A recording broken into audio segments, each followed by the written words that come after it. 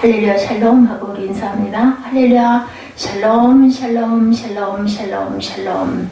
하나님 사랑합니다. 여러분 주 안에서 사랑합니다. 예, 오늘은 다니엘 에스더 9장. 제가 다니엘 준비를 새벽에 했더니 다니엘이라고 했습니다. 에스더 9장 9장 1절부터 15절까지 말씀입니다. 어제는 7장의 내용과 10장의 내용이 들어갔는데 9장이 빠져서 9장을 다시 여러분과 함께 나누기를 원합니다. 인류 역사에서 오늘처럼 풍요로운 삶을 누릴 때는 없다고 합니다. 특히 우리나라, 그죠? 그렇습니다. IT로 불리는 최첨단 기술의 발달로 우리 시대의 사람들은 지금까지 인류가 누려보지 못했던 문화를 누리고 있죠. 그럼에도 불구하고 오늘 이 세계는 많은 사람들이 불안해합니다. 특히 저희 눈에 볼 때도 요즘에 미세먼지, 황사, 봄에 황사가 좀 있기는 하지만 이렇게 미세먼지가 눈에 보일 정도로 그렇게 심각한 때는 없었던 것 같습니다.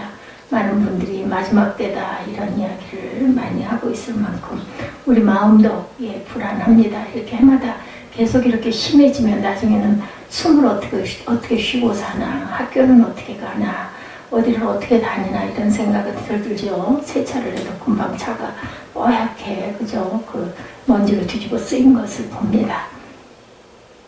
이렇게 우리 눈에 보이는 것은 금방 감지를 합니다.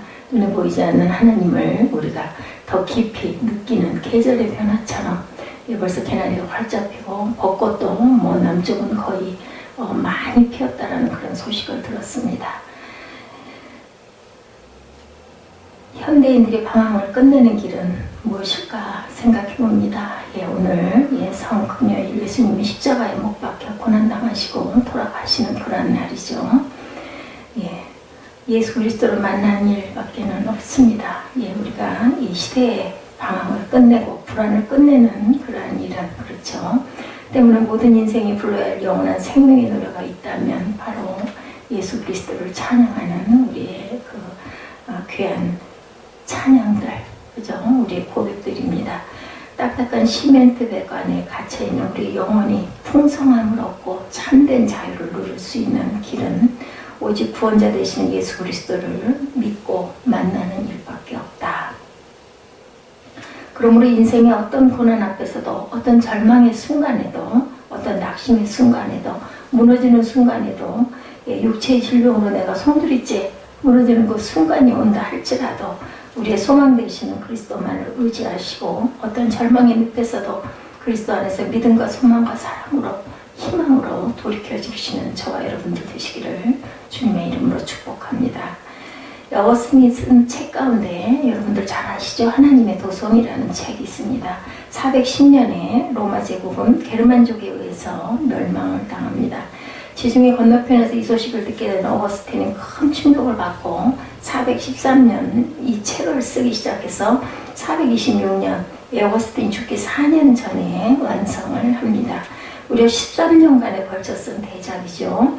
당시 기독교 신앙이 없었던 많은 이방인들은 로마가 기독교를 국교로 수용한 이후에 이와 같은 멸망의 시기를 겪었다는 것은 로마 제국이 이방신들을 버렸기 때문이다.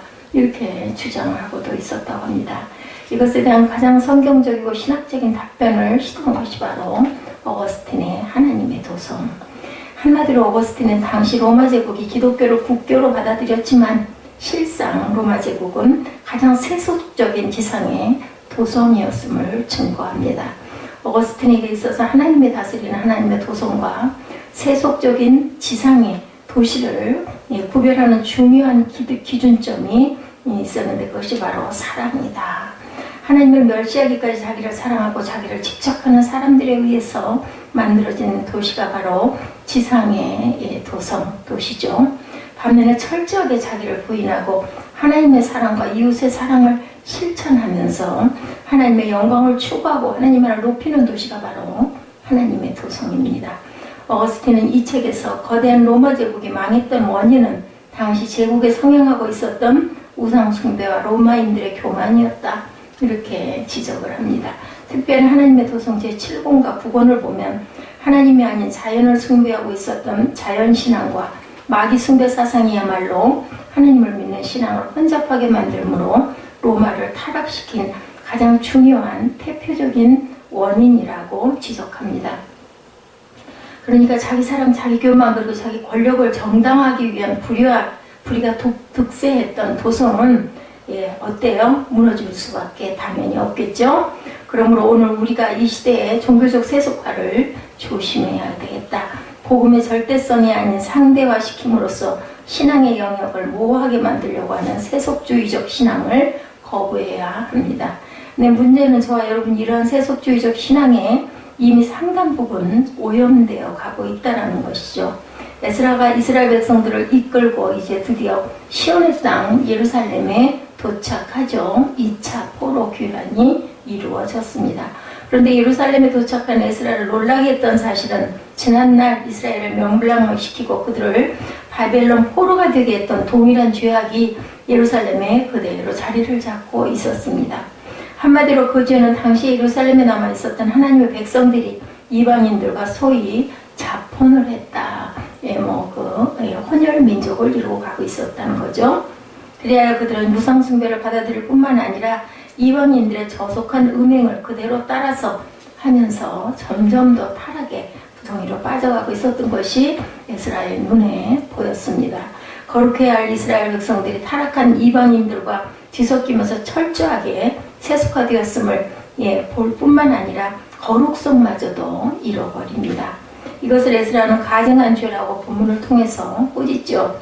하나님께서 바벨론을 채찍으로 들어 이스라엘을 망하게 했던 그 죄악의 수렁에 처박혀 영적 황무지가 된 시온의 땅 예루살렘의 모습을 바라보아야만 했던 에스라가 취한 행동이 우상숭배와 저속한 음행으로 또다시 하나님의 무서운 심판에 직면해 있는 예루살렘 탈출구조차 보이지 않는 이스라엘 민족을 일으키 세우기 위해서 에스라가 생각했던 유일한 처방은 바로 회개 운동이었습니다. 하나님 앞에서의 참된 회개만이 이스라엘 민족을 이렇게 세우는 유일한 길이었다. 우리가 아침에 읽었던 에스라 9장 전체는 민족을 대신해서 에스라가 회개의 기도를 하고 있는 그러한 모습이죠. 다시 말하면 그의 회개가 이스라엘 민족을 살리는 거룩을 실천하는 시작이었다. 그렇다면 오늘 우리의 시대 우리나라의 모습에 에스라가 통회하며 바라보아야 했던 당시의 상황과 우리 모습들은 다르지 않을까 생각해 봅니다. 오늘의 우리 민족을 살리기 위해서, 아니 우리가 살고 있는 이 도시를 살리기 위해서, 그리고 우리의 가정과 교회를 위해서 우리 모두에게 필요한 참된 회개는 어떻게 시작되어야 할까? 오늘 성금요일이죠. 한번 깊이 생각해 봅니다. 본문 4절을 읽습니다. 이에 이스라엘의 하나님의 말씀으로 말미암아 떠는 자가 사로잡혔던 이 사람들의 죄 때문에 다 내게로 모여오더라. 내가 저녁 제사 드릴 때까지 기가 막혀 앉았다. 어떻게 할 줄을 모르고 어이가 없다 그러죠. 어처구니가 없다. 성경적 회개의 시작은 언제나 하나님의 말씀에 대한 전인적 반응으로부터라는 것을 우리가 잊어버려서는 안 됩니다.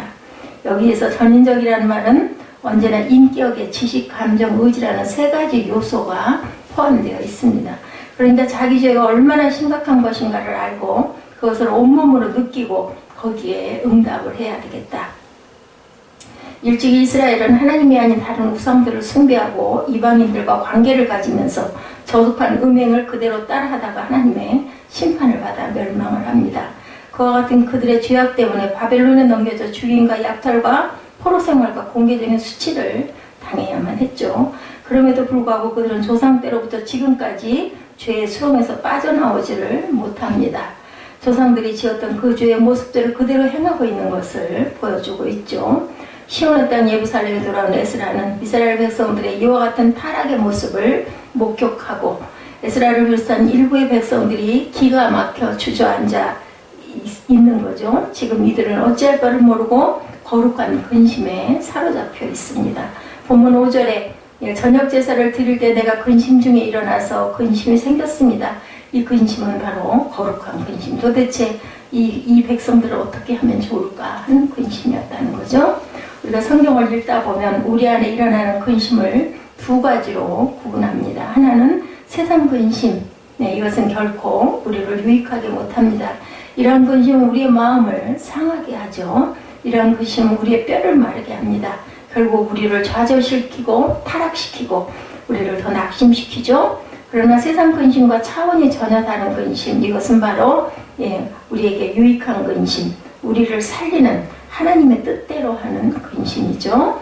사도 바울이 전하는 고린도후서 7장 10절에 하나님의 말씀을 보면 하나님의 뜻대로 하는 근심은 후회할 것이 없는 구원에 이르게 하는 회개를 이루는 것이요 세상 근심은 사망을 이루게 하는 것이니라. 세상 근심은 전혀 유익하지가 못한 근심이다. 그러나 하나님의 뜻대로 하는 근심, 하나님의 뜻대로 온전히 살지 못하는 자신의 모습을 발견하고 그것 때문에 근심하는 근심은 우리에게 정말로 필요한 근심이다. 그와 같은 근심은 거룩한 근심입니다. 내 영혼을 풍성하게 하고 하나님을 기쁘시게 하는 근심이죠. 저와 여러분 이런 근심 해보고 계시죠? 항상 우리는 간간히 수시로 때때로 근심합니다. 내가 이래서는 안 될 텐데 내가 이렇게 부족해서 어떻게 하나 참 문제다 이런 생각할 때가 많습니다. 나를 향하신 하나님의 기대대로 살지 못하고 그런 그 내 모습 바라보면서 또 특히 우리 아이들 바라보면서 실망하면서 우리 아버지는 나에게 대해서 이보다 더 하시겠지 저는 그런 생각을 많이 합니다. 지금 이스라엘 백성들은 그런 근심을 하고 있죠. 본문 3절에 그 증거를 말합니다. 내가 이 일을 듣고 속옷과 겉옷을 찢고 머리털과 수염을 뜯으며 기가 막혀 있나니 하죠. 그렇다고 근심하기 위해서 반드시 속옷과 겉옷을 찢어야 된다는 것은 아니죠. 그 당시에 그 시대의 그 문화가 그랬었다는 거죠. 그래서 우리 선배들 그 전에 신학교에 그런 얘기들이 많이 있었죠. 나무 뿌리 하나를 뽑아야 된다. 소나무 뿌리 하나를 뽑고 내려와라. 그렇게 응답을 받아라 라는 이야기입니다. 그렇다고 꼭 소나무 뿌리를 뽑으라는 것은 아닙니다. 그럴 만큼 정말 열심히 간절하게 매달려서 기도하라는 뜻이겠죠. 중요한 것은 하나님의 말씀 앞에 전인격적으로 진지하게 반응하는 것이 중요하다. 죄의 문제에 대한 거룩한 슬픔이 우리 안에 있어야 합니다. 에스라는 느헤미야와 같은 시대의 사람이죠. 그래서 에스라가 먼저 오고 조금 있다가 느헤미야가 등장을 합니다. 근데 느헤미야 8장에 보면 에스라를 통해서 본격적으로 영적 부흥 운동이 일어나기 시작합니다. 이 사실을 증언하고 느헤미야 8장 8절에 하나님의 율법책을 낭독하고 그 뜻을 해석하여 백성에게 낭독하는 것을 다 깨닫게 하니 이렇게 증거하고 있습니다. 하나님의 말씀을 읽고 선포한 거죠. 그런데 에스라가 말씀을 선포했을 때 백성들의 반응이 이어지는 9절에 답변을 하죠. 백성이 율법의 말씀을 듣고 다 우는지라 총독 느헤미야와 제사장경 학사 에스라와 백성을 가르치는 레위 사람들이 모든 백성에게 이르기를 오늘은 너희 하나님 야훼의 성일이니 슬퍼하지 말며 울지 말라 이렇게 얘기를 하죠. 느헤미야 8장 9절 얘기입니다. 그런데 에스라가 하나님의 말씀을 선포, 하나님 말씀을 들었던 이스라엘 백성들은 이렇게 선인적인 반응을 했다. 그래서 그들은 하나님의 말씀 앞에서 가슴이 찔리고 통곡하고 눈물을 쏟고 회개를 하기 시작했다. 우리는 여기에서 성경적인 회개가 시작되는 모습을 볼 수가 있습니다. 여기서 말씀 앞에 보여주는 온 마음을 다하는 전인격적 반응이죠. 그리고 참된 회개는 그렇게 시작되는 것이다. 회개는 단순히 지금 내가 잘못했어 그런 정도가 아니고 하나님의 말씀 앞에 자신의 전 존재를 던지는 인격적인 반응에서부터 진지하게 시작이 된다. 오늘 우리에게도 이와 같은 전인적인 반응이 되시기를 주님의 이름으로 축복합니다. 하나님의 말씀을 들을 때 그 말씀 앞에 자신의 전 존재를 비춰보시기 바랍니다. 그래서 하나님의 말씀이 내 혼과 영과 골수를 쪼개는 역사가 일어나시기를 축복합니다. 그때 이스라엘 민족을 살렸던 회개 기도가 시작된 것은 어떻게 시작되었나? 첫째는 하나님의 말씀에 대한 전인적인 응답이었다. 두 번째는 예배를 통한 공동체의 공개적인 응답으로 이어집니다. 우리가 지나간 교회 역사를 보면 한 역사 속에 거대한 영향을 끼치는 영적 부흥이 일어났던 영적 각성의 때가 있었죠. 그것이 바로 영적 대각성이다 이렇게 표현을 합니다. 이러한 영적 대각성 운동이 일어나는 때를 보면 그 한복판에 누군가가 공개적으로 자신의 죄를 뉘우치는 사건으로 이어집니다. 그 대표적인 사건이 1907년 평양에서 일어났던 장대현 평양 부흥운동이죠. 1910년은 역사상 우리 민족이 가장 힘들었던 그 해였죠. 그게 우리나라는 일본의 강압으로 나라의 주권을 빼앗기는 합병, 한일합병 조약이 있었습니다. 일본으로부터 강제로 나라의 주권을 빼앗김으로써 남은 것이라고는 비탄과 절망뿐이었죠. 당시의 백성들은 무엇이든지 손에 닿기만 하면 붙잡아야 했던 절박한 상황 속에서 민족사의 가장 처참하고 암울한 시기가 시작되기 직전에 하나님은 이 땅에 거대한 영적 부흥을 주셨습니다. 1910년인데 1907년에 장대현 부흥운동이 일어났습니까? 그렇죠? 3년 전입니다. 정확하게 1907년 1월 2일부터 15일까지 평양 장대현 교회에서 평안남도 겨울 남자 도사경회가 있었어요. 겨울 남자 도사경회. 한국교회 부흥회는 오늘처럼 감정적인 부흥회가 아니라 사경회였다. 사경회라는 것은 성경 말씀을 공부하는 모임입니다. 이 사경회를 진행하는 과정에서 영적 부흥이 일어난 거죠. 평양 부흥운동의 중심에는 길선주 목사님, 그 당시 장로님이었죠. 집회가 마쳐가는 14일 저녁 길선주 목사님은 설교를 하는 도중에 갑자기 하나님이 자신의 죄를 생각나게 합니다. 그래서 설교를 하는 도중에 마룻바닥에 엎드려 자신의 죄를 고백하기 시작을 합니다. 집회가 마쳐가는 14일 저녁 길선주 목사님은 설교를 하는 도중에 갑자기 하나님께서 자신의 죄를 생각나게 하셨습니다. 그래서 설교를 하는 도중에 마룻바닥에 엎드려 자신의 죄를 고백하기 시작을 하죠. 나는 아간과 같은 자입니다. 나 때문에 하나님의 축복을 우리에게 주실 수가 없었습니다. 내 친구가 죽어가며 아내 대신 자신을 재산을 정리해달라고 맡긴 $100를 제 마음대로 가로챘습니다. 나는 하나님의 일을 방해해온 사람입니다. 그것 때문에 하나님이 우리 공동체를 축복할 수가 없었습니다. 내일 아침 나는 그 돈을 미망인에게 돌려드리겠습니다. 주님, 그리고 여러분 저를 용서해 주십시오. 이렇게 고백합니다. 그의 회개가 고백되는 순간 길선주 목사님의 회개는 마치 뇌관에 불을 붙인 것처럼 청중들 가운데 갑자기 강력한 성령의 임재가 일어납니다. 그리고 사람들은 한 사람 한 사람씩 일어나 자신의 죄를 고백하고 회개하기 시작합니다. 이런 회개의 운동이 저 여러분에게도 일어나시기를 주님의 이름으로 축복합니다. 이것은 에스라 시대에도 마찬가지였죠. 이스라엘 백성들은 날마다 드리는 제사가 있었는데 상번제라고 했습니다. 이 상번제는 두 가지로 나뉘어지죠. 아침 제사와 저녁 제사. 아침 제사는 혼자 드리기도 하고 어떤 때는 두세 사람이 드리기도 하는데, 저녁 제사는 많은 사람이 모여서 드리는 일종의 공개적인 공예배, 요즘 이런 얘기들 많이 하죠. 그런 특성을 갖습니다. 이스라엘 백성들에 있어서 저녁이라는 시간은 하루의 마무리가 아니라 시작이죠. 저녁부터 저녁이 되고 아침이 됩니다. 창세기에도 이런 말씀이 있습니다. 아침이 되고 그 아침이 저물어 저녁이 되는 것이 아니라 저녁이 되고 아침이 되었다.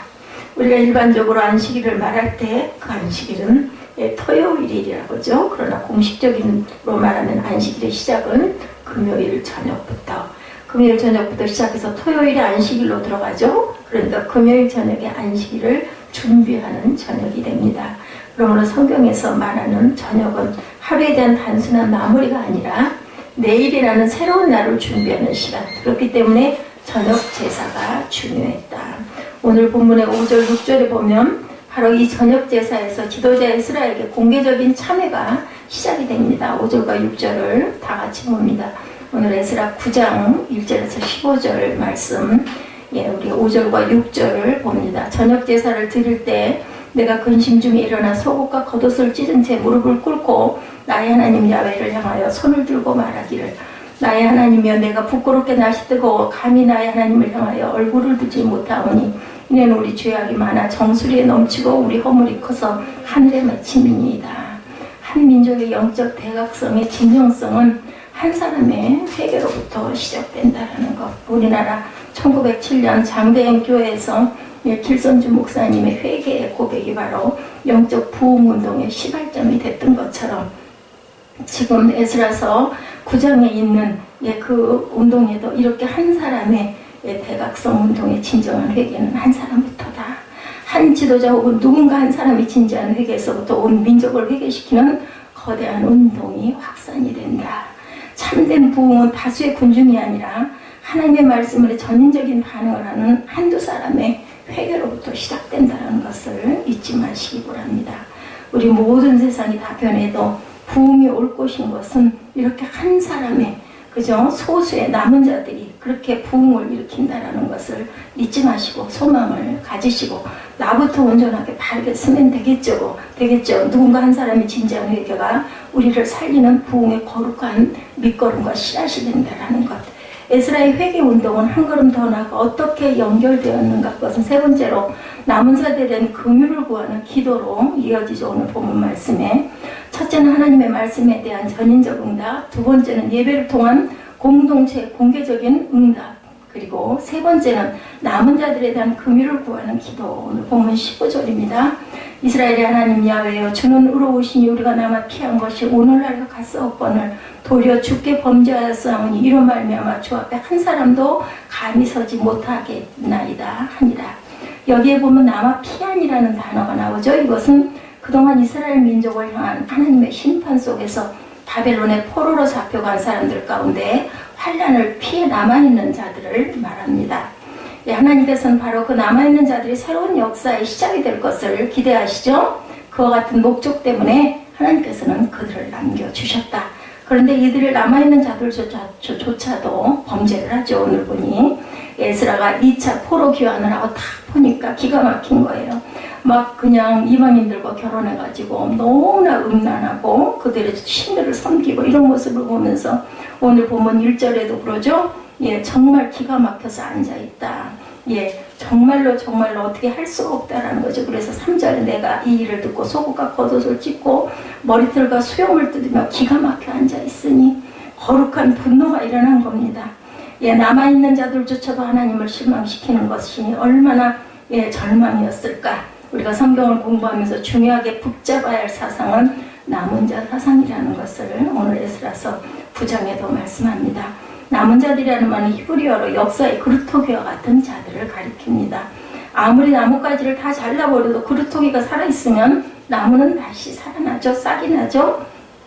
하나님은 어느 시대든 그 시대가 아무리 부패하고 어두워져도 남은 자들을 남겨주신다는 것. 스바냐 3장 13절에 내가 공고하고 가난한 백성을 내 가운데 남겨두리니 그들이 야훼 이름을 의탁하여 보호를 받을지라 이렇게 말씀합니다. 이스라엘의 남은 자는 악을 행하지 아니하며 거짓을 말하지 아니하며 입에 거짓된 혀가 없으며 먹고 누울 자랄지라도 그들을 두렵게 할 자가 없으리라.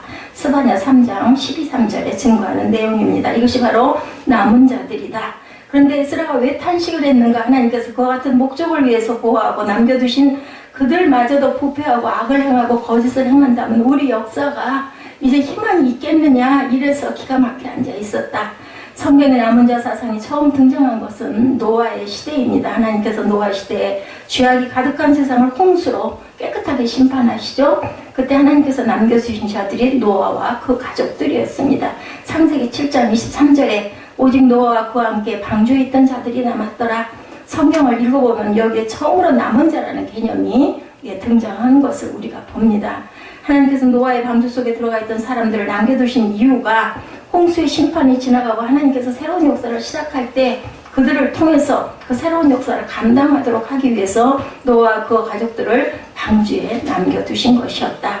하나님은 어느 시대에든 역사를 바꾸시기 위해 남은 자를 남겨주시는데 엘리야 때는 7,000명의 남은 자들을 두셨죠.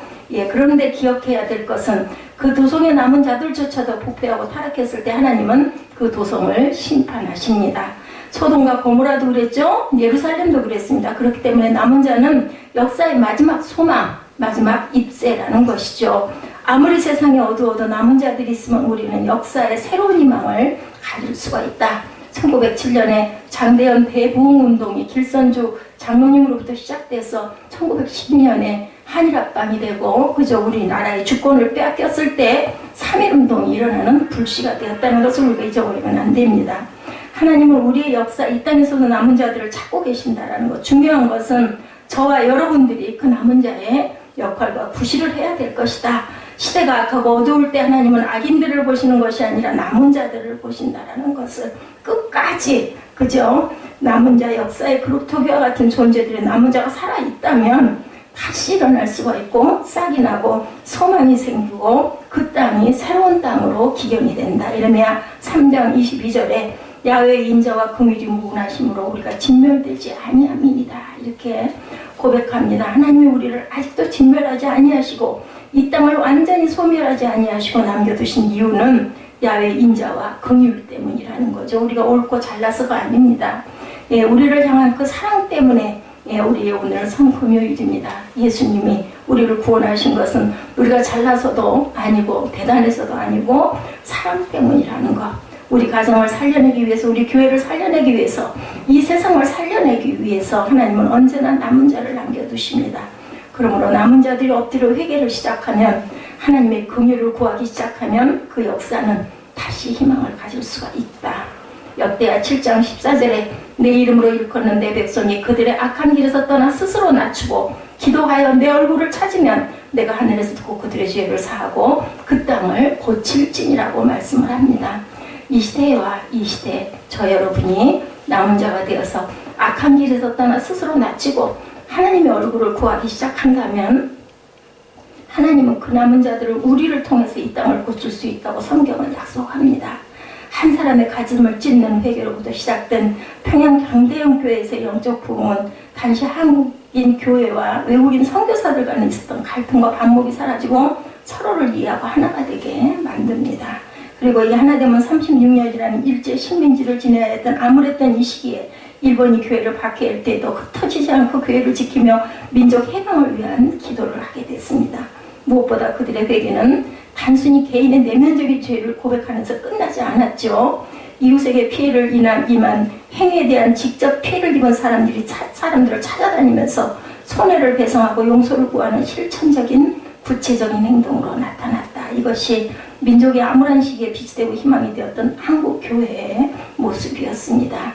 하나님은 언제나 그루톡이라고 하는 남은 자를 남겨두시고 하나님의 역사를 한 때를 위해서, 하나님이 원하신 한 시대를 만들기 위해서 선별하여 두신 가정도 있고 교회도 있다라는 것. 그러므로 남은 자들이 영적으로 살아나야 되고 남은 자들이 깨어 있어야 된다라는 것을 기억하시는 저와 여러분들, 오늘 귀한 그죠? 아주 거룩한 날입니다. 우리 앞에 새로운 역사를 가져다 주시기를 기다리면서 그 남은 자의 씨앗인 저와 여러분이 되시고 교회를 살리고 민족을 살리고 하나님의 땅을 그저 넓히는 저와 여러분들 거룩한 사명자들이 되시기를 주님의 이름으로 축복합니다. 기도하시겠습니다. 하나님 감사합니다. 저희들 이스라엘 영적 부흥 운동을 통해서 에스라의 회개의 기도를 마지막으로 공부합니다. 주님, 오늘 거룩하고 복된 날 남은 자의 사상을 저희들 주님 마음으로 새기고 내가 그 한 사람의 영적 부흥 운동의 씨앗이 되기를 하나님 앞에 기도하는 거룩한 부담들이 있게 하여 주시옵소서. 그러할 때 하나님께서는 나의 가정을 지키고 나의 교회를 지키고 이 나라를, 이 땅을 지켜서 남과 북이 하나가 되는 십자가의 거룩한 영광이 드러나는 그런 나라가 되게 하실 줄로 믿습니다. 감사드렸고 예수 그리스도 이름으로 감사하며 기도드렸사옵나이다. 아멘.